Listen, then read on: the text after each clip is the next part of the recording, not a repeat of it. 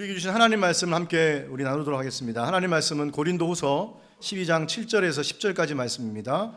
고린도후서 12장 7절에서 10절까지 말씀입니다.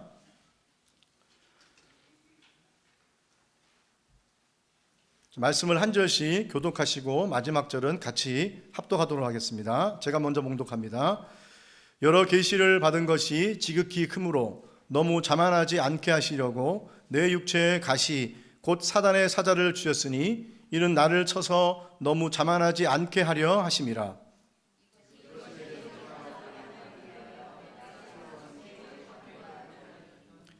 나에게 이르시기를 내 은혜가 내게 족하도다. 이는 내 능력이 약한 데서 온전하여 짐이라 하신지라. 그러므로 도리어 크게 기뻐함으로 나의 여러 약한 것들에 대하여 자랑하리니 이는 그리스도의 능력이 내게 머물게 하려 함이라. 그러므로 내가 그리스도를 위하여 약한 것들과 능력과 궁핍과 박해와 곤고를 기뻐하노니 이는 내가 약한 그때의 강함이라. 아멘. 여러분, 우리가 살고 있는 이 세상은 늘 야국강식이라는 말을 강조하면서 강한 사람만이 살아남을 수 있다라고 이야기를 합니다. 약한 사람은 뒤처지고요. 그리고 강한 사람만이 성공할 수 있다라고 그렇게 가르칩니다. 이런 이유 때문에 우리 모두는 더 강해지기 위해서 끊임없이 그 경쟁 속에 내몰리고 있습니다. 힘이나 권력을 가지지 못한 사람은 좌절하게 되고 자신의 약함을 감추며 살아가고 있습니다. 자, 세상은 약함을 어떻게 규정할까요? 세상은 약하다는 것을 실패나 결핍 또는 무능함이다 라고 그렇게 이야기를 합니다. 경제적으로 어려움을 겪는 사람을 보고 당신은 능력 없는 사람이야 라고 평가합니다. 지위가 낮거나 영향력이 없으면 다른 사람을 무시합니다. 또 감정적으로 저 사람이 약하다고 느끼면 또 내가 그렇게 느끼면 부끄러워서 모든 것들을 숨기려고 합니다. 자기 자신을 드러내려고 하지 않습니다. 하지만 여러분, 하나님의 나라는 원리는, 하나님 나라의 원리는 이 세상의 기준과는 완전히 다릅니다. 세상은 약한 사람을 부끄럽게 만들지만 하나님은 오히려 약한 사람을 통해 하나님의 강함을 드러내십니다. 사도 바울은 고린도후서 12장의 오늘 말씀 보면 자신의 약함을 자랑하면서 이렇게 고백합니다. 내 은혜가 내게 족하도다. 이는 내 능력이 약한 데서 온전하여 짐이라. 아멘. 하나님은 세상이 무시하고 낮게 보는 약함을 통해서 오히려 그분의 능력과 은혜를 보여주십니다. 세상은 약함을 결핍이며 실패라고 말하지만 성경은 약함을 하나님을 향한 겸손의 의존이고 약할 때에 하나님께서 그 약함을 통해서 우리에게 은혜를 베푸신다라고 말씀해 주고 있습니다. 그래서 오늘 이 말씀을 통해서 우리가 약함을 바라보는 새로운 시각을 가지시고 또 그 속에서 일하시는 하나님의 강함을 발견하는 그런 귀한 시간 되기를 주님의 이름으로 축원합니다. 자, 첫 번째로 오늘 말씀을 통해 우리가 배울 수 있는 진리는 무엇입니까? 하나님은 약함을 인정하고 의존할 때 은혜를 주신다는 것입니다.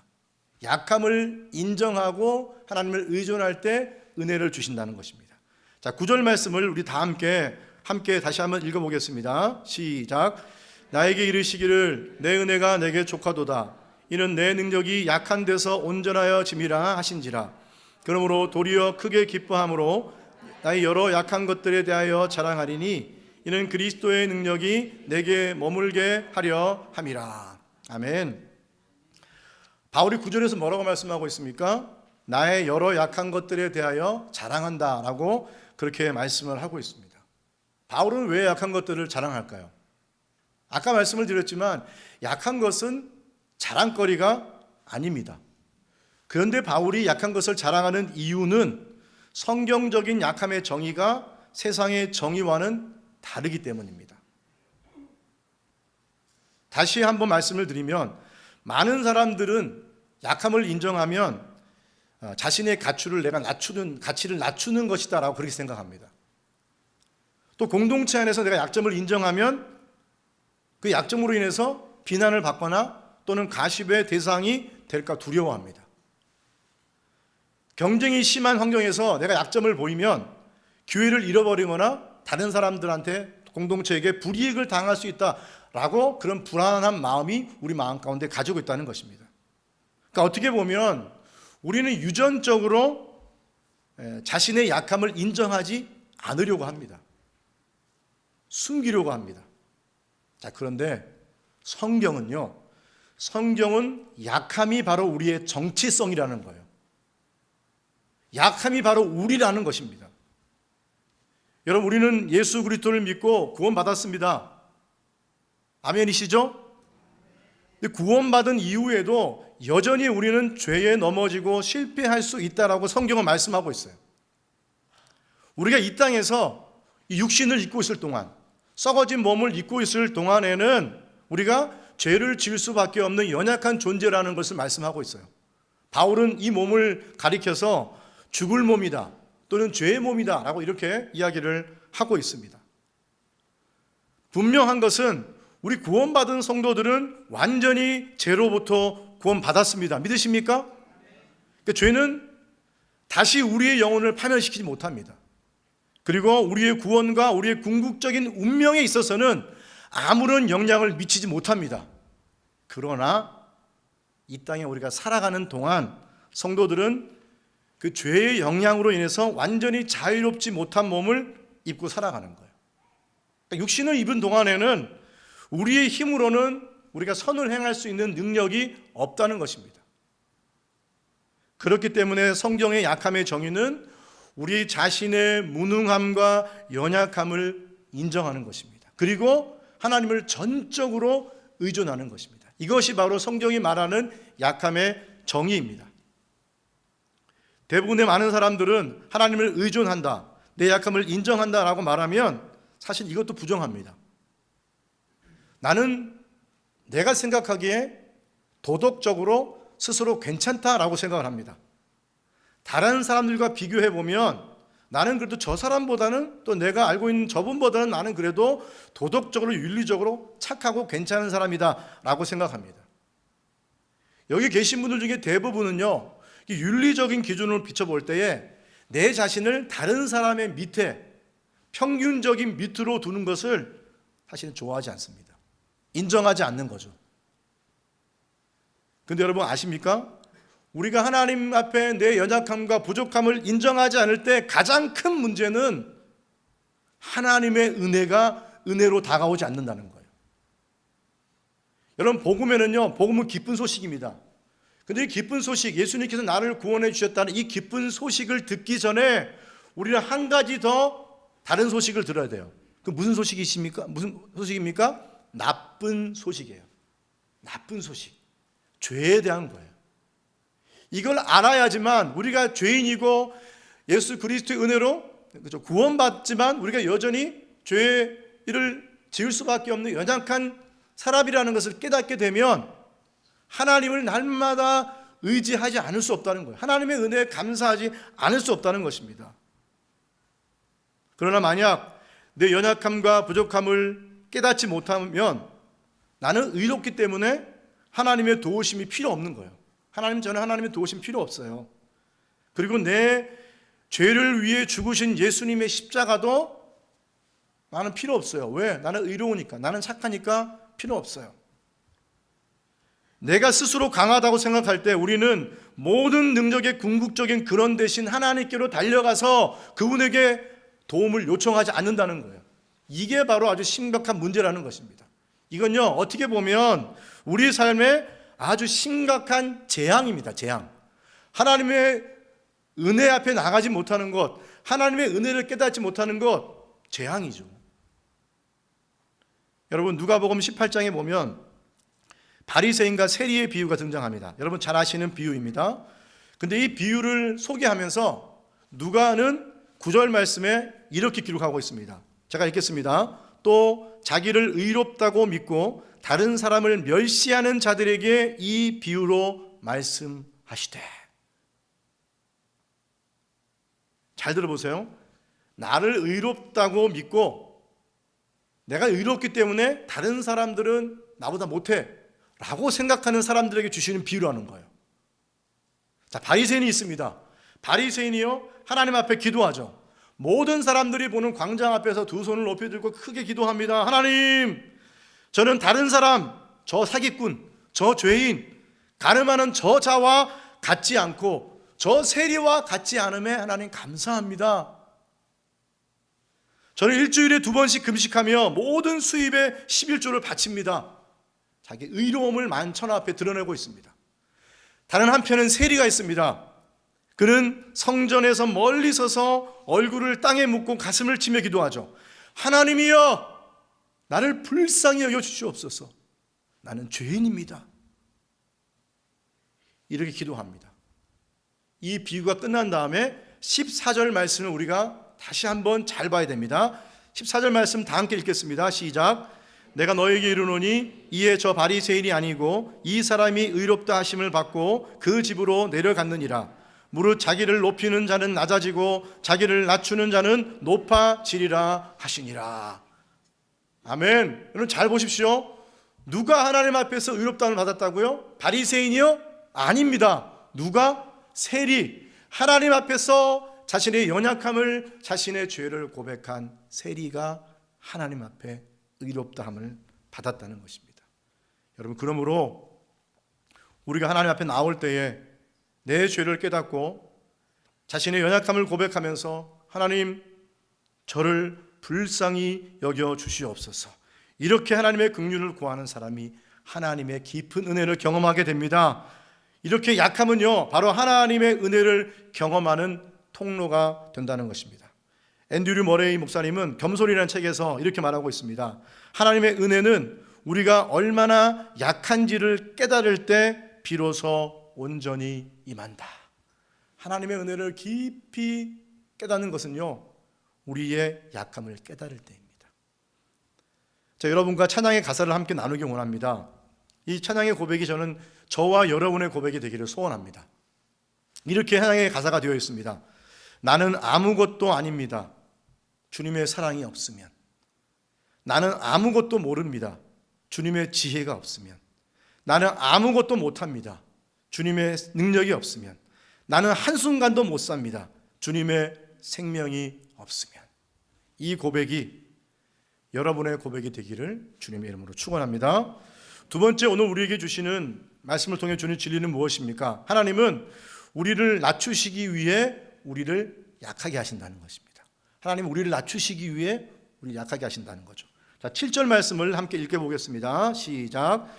여러 계시를 받은 것이 지극히 크므로 너무 자만하지 않게 하시려고 내 육체의 가시 곧 사단의 사자를 주였으니 이는 나를 쳐서 너무 자만하지 않게 하려 하심이라. 바울은 스스로 여러 계시를 하나님께 받았다라고 그렇게 고백하고 있습니다. 바울이 받은 계시는 어떤 계시가 있습니까? 오늘 읽지는 않았지만 2절과 4절을 보면 바울이 14년 전에 셋째 하늘에 이끌려 올라갔다라고 말하고 있어요. 우리가 흔히 삼층천이다라고 그렇게 이야기를 하는데요, 이 셋째 하늘은 많은 신학자들이 하나님이 거하시는 거처라고 그렇게 이야기를 합니다. 근데 바울이 그곳에 가서 인간의 언어로 표현할 수 없는 놀라운 말씀을 들었어요. 또 바울은 에베소서 3장 3절에서 6절 말씀에 자신이 그리스도의 비밀을 계시로 깨달았다 그렇게 이야기를 합니다. 대단한 거죠, 여러분. 3층천에 올라가서 그 하나님을 배웠고 그 예수 그리스도의 비밀을 깨달았다면 우리 같았으면 어땠을까요? 저 같았으면 내가 깨달은 이 계시, 이 진리 말씀을 막 만천하에 이야기하고 싶은 그런 욕심이 생길 수 있어요. 자, 그런데 바울은요, 바울도 마찬가지죠. 바울도 사실은 그러한 가능성이 없을까요? 바울이 이것들 보았다고 해서 우리는 생각하기에 그래도 사도 바울이니까 사도 바울은 괜찮겠지, 사도 바울 정도면 스스로 자만하거나 교만하지 않겠지라고 생각을 할 수 있습니다. 그럼 성경을 잘 보십시오. 바울은 뭐라고 말하고 있습니까? 나를 자만하지 않게 하시려고 하나님께서 육체의 가시를 주셨다라고 말하고 있습니다. 왜 그럴까요? 바울도 자만할 수 있는 거예요. 하나님의 그 거룩하신 영광을 보고 비밀을 깨달았으면 바울도 교만할 수 있고 바울도 자만할 수 있습니다. 그 자만해질 수밖에 없는 바울에게 육체의 연약함을 주심으로 그를 낮추시는 거예요. 여러분, 이 말씀에 아주 귀한 교훈이 있습니다. 하나님은요, 교만을 가장 경계하세요. 자만을 가장 경계하십니다. 그래서 우리가 교만할 때 하나님은 우리를 의도적으로 약하게 만드실 때가 있어요. 오늘 사도 바울처럼. 성경에 또 다른 예가 나옵니다. 여러분, 이스라엘 백성들은 신명기 8장에 보면 40년 동안의 광야 생활을 하게 됩니다. 자, 그런데 이스라엘 백성들이 광야 생활을 한 그 거리 있죠. 거리가 실제적으로 지리적으로 보면 이 거리가 11일 동안이면 갈 수 있는 거리입니다. 11일 동안 약. 그런데 11일 동안 갈 수 있는 거리를 하나님께서 40년 동안 이 전문적인 용어로 뺑뺑이를 돌리신 거죠. 하나님께서 이스라엘 백성을 뺑뺑이를 돌리신 거예요. 40년 동안 그들이 경험할 수 없는 힘든 일들, 고난과 많은 것들을 다 경험하게 됩니다. 그 이유가 무엇일까요? 그렇게 하나님께서 이스라엘 백성들을 40년 동안 광야 생활을 하게 하신 이유가 무엇일까요? 그 말씀이 신명기 8장 2절에 나와 있습니다. 함께 읽도록 하겠습니다. 시작.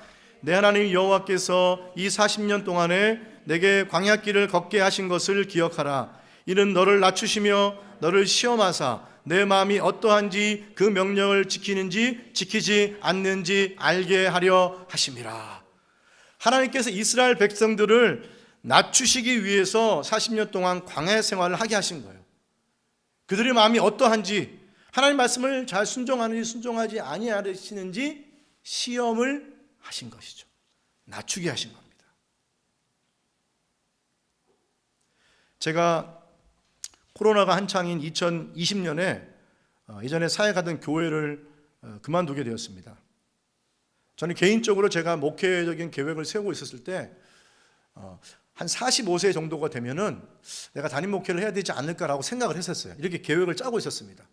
근데 이제 교회를 사임하게 되었습니다. 교회를 사임한 후에 제가 담임 목회지를 계속 구했어요. 이력서를 집어넣고 또 집어넣고 타조에도 집어넣고 많이 집어넣었습니다. 근데 담임 목회를 위해서 이력서를 집어넣는데 마지막 최종 후보까지 간 것은 하나밖에 없었어요. 그리고 다른 교회에서는 전혀 연락이 오지 않는 거예요. 제가 5명을 책임지는 가장이니까, 여러분, 코로나 때 제가 사역을 그만뒀으니까 어떻게든 일을 해야 가족의 생계를 책임지지 않습니까? 그래서 하나님께서 담임 목회를 열지 않으시나? 그래서 이제 부목사를 구하는 교회에다가 이력서를 집어넣기 시작을 했습니다. 그런데 부목사를 구하는데 이력서를 집어넣는데도 교회에서 연락이 오는 데가 없는 거예요. 어떤 교회는 심지어 1년이 지난 후에 거의 1년이 지난 후에 메일이 오는 데도 있었습니다. 자, 그러면서 제 마음이 점점 더 조급해지기 시작하는 거예요. 어떻게든 내가 일을 구해야 되는데, 내가 가족을 위해서 생계를 책임져야 하는데, 이런 마음이 조급해지기 시작하면서 갑자기 제가 방에 앉아 있는데 갑자기 마음이 막 답답하면서 심장이 쪼여오면서 제가 기분이 갑자기 다운되는 그런 경험을 한 거예요.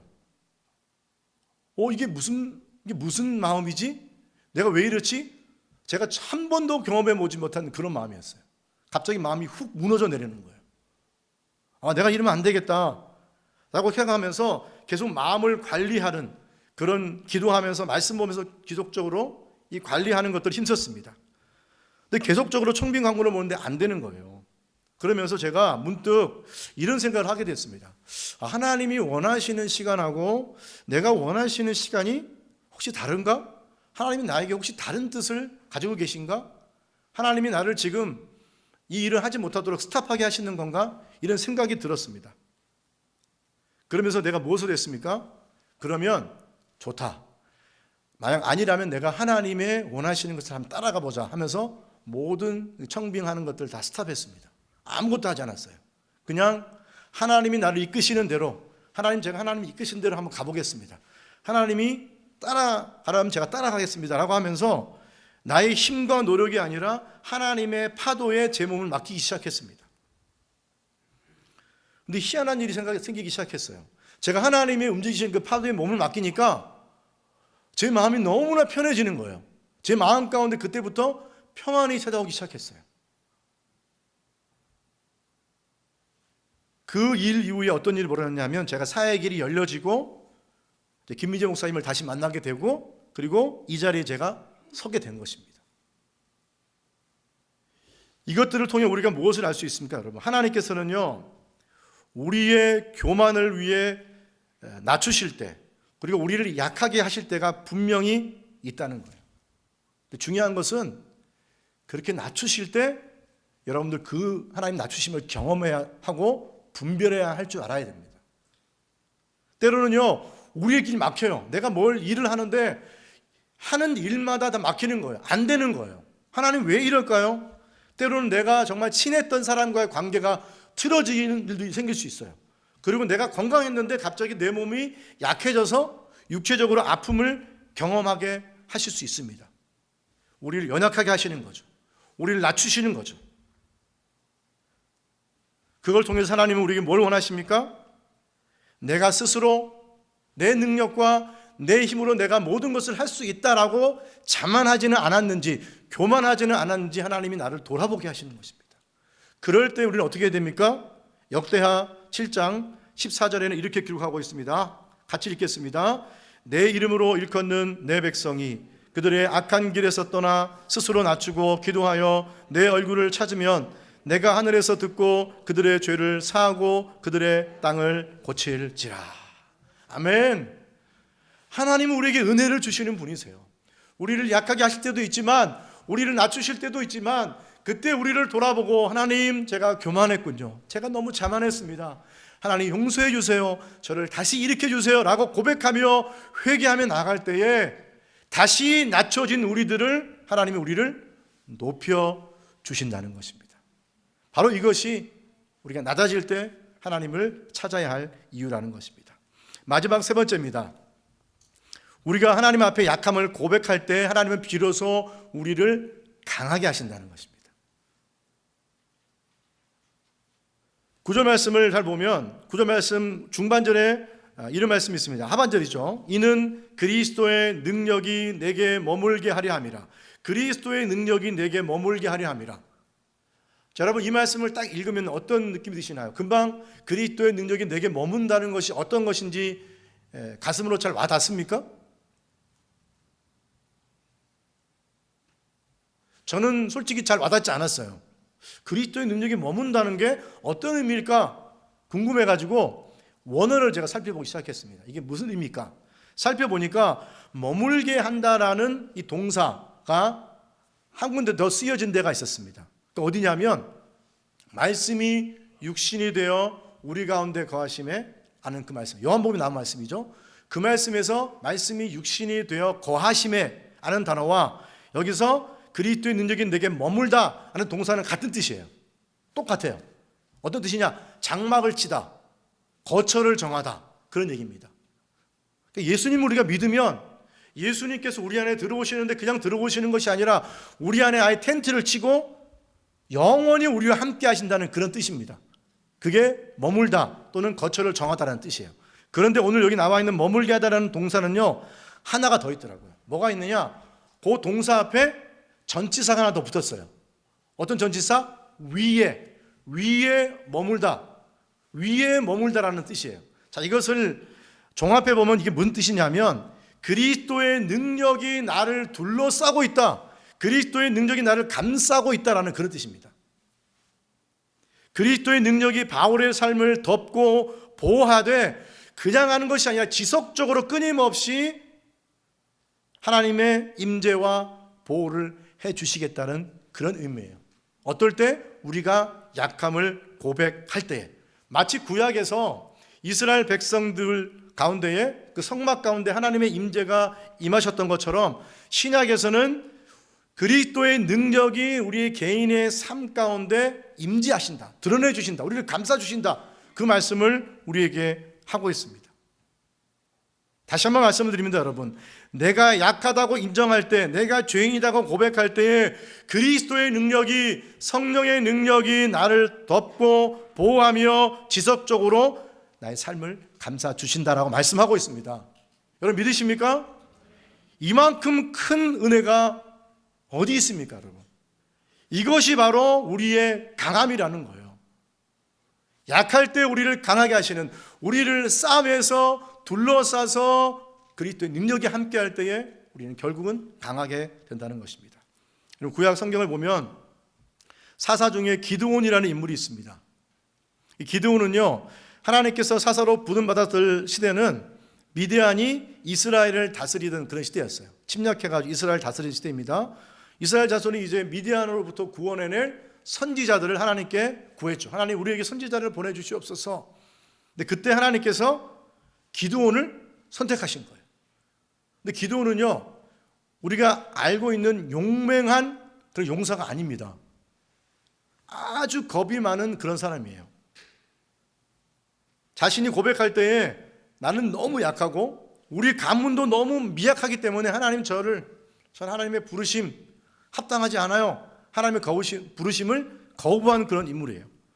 미디안 족속이 너무 무서워가지고 포도주 틀에서 숨어서 밀을 타작하고 있었습니다. 당시 여러분 포도주 틀은요 엄청 큽니다.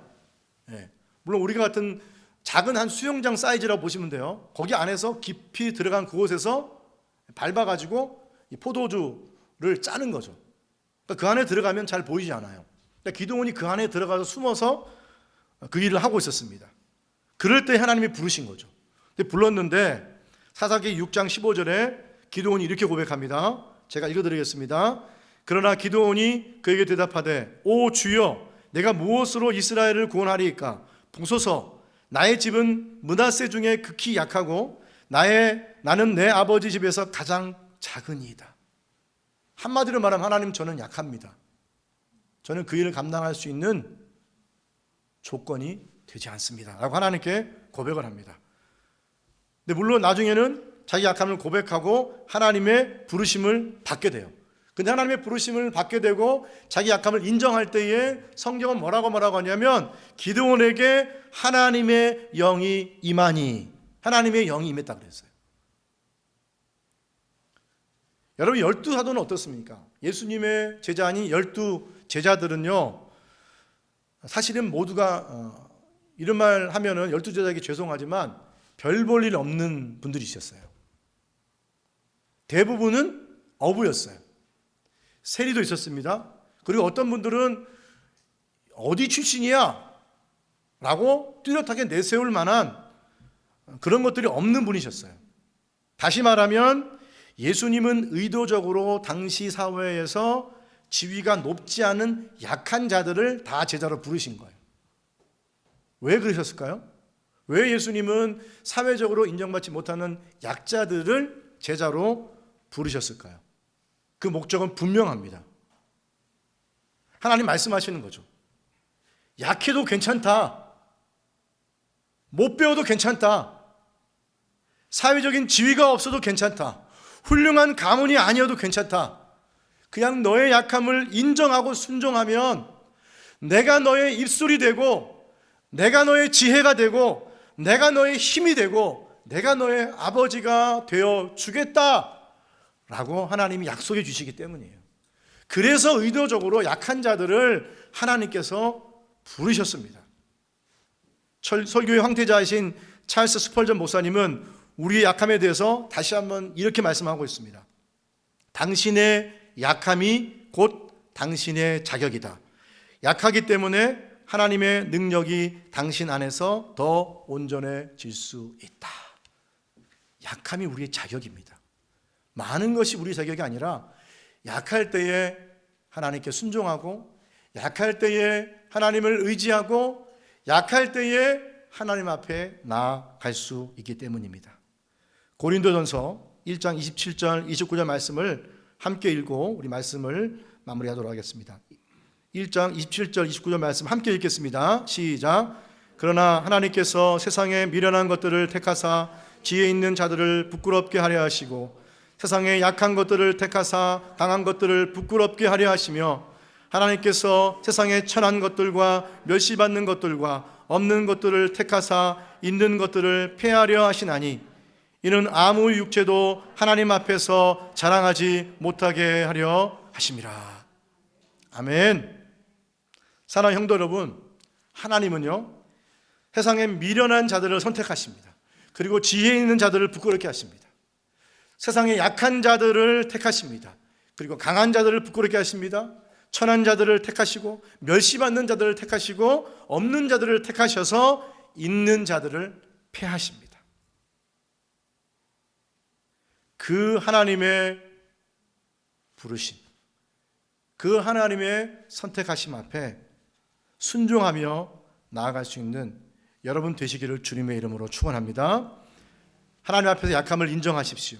그 약함은 하나님의 은혜가 여러분의 삶에 임하는 통로가 될 것입니다. 겸손하게 하나님께 나아갈 때 하나님은 우리를 높여주실 것입니다.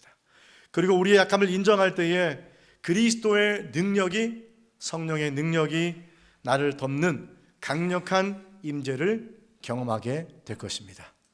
기도하겠습니다.